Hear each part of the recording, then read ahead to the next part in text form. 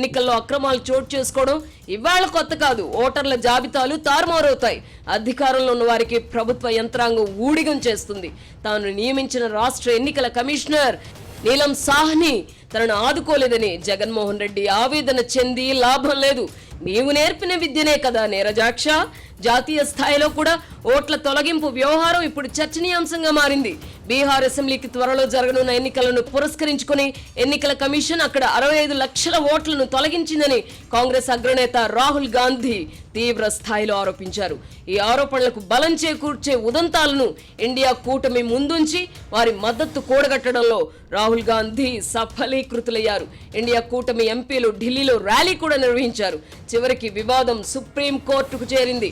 ఓట్ల తొలగింపు అంశాన్ని తీవ్ర అంశంగా పరిగణించిన సుప్రీంకోర్టు మొత్తం తొలగించిన 65 లక్షల ఓట్ల వివరాలను ఈ నెల 19లోపు ఎన్నికల కమిషన్ ప్రకటించాలని గురువారం నాడు ఆదేశాలు జారీ చేసింది. దీంతో రాహుల్ గాంధీ ఆరోపణల్లో పస ఉందా లేదా, ఎన్నికల కమిషన్ నిజంగానే ఏదో ఒక పార్టీకి మేలు చేయడానికే భారీ స్థాయిలో ఓట్లను తొలగించిందో లేదో కూడా స్పష్టమవుతుంది. ఎన్నికల కమిషన్ తప్పు చేసినట్టు ఈ నెల 19 తర్వాత రుజువైతే రాహుల్ గాంధీ ప్రతిష్ట అమాంతం పెరుగుతుంది. ఎన్నికల కమిషన్ ప్రతిష్ట పాతాళానికి పడిపోతుంది. రాజ్యాంగబద్ధమైన వ్యవస్థలు దారి తప్పితే దాని ప్రభావం తృతీయ ఆర్థిక శక్తిగా ఎదుగుతోందని చెప్పుకునే భారత్ పై పడుతుంది.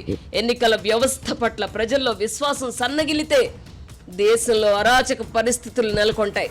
మనకు పాకిస్తాన్కు పెద్ద తేడా ఉండబోదు. న్యాయ వ్యవస్థ ప్రతిష్ఠ కూడా ఈ మధ్య మసగబారుతోంది.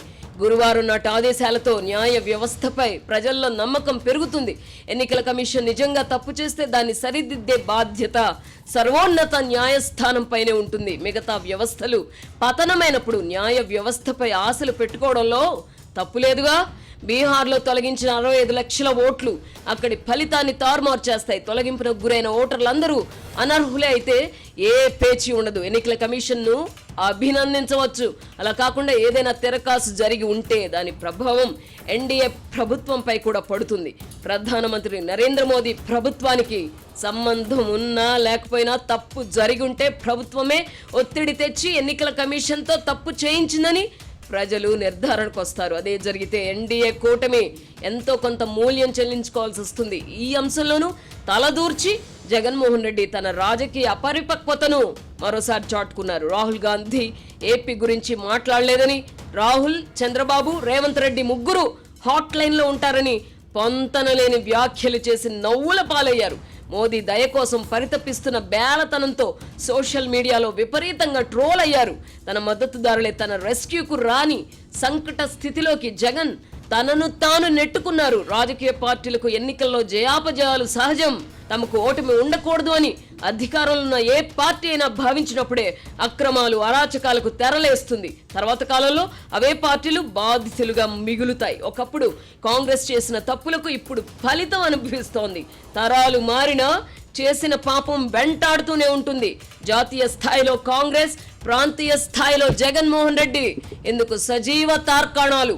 అందుకే ధర్మో రక్షతి రక్షితః అని పెద్దలు చెప్పారు.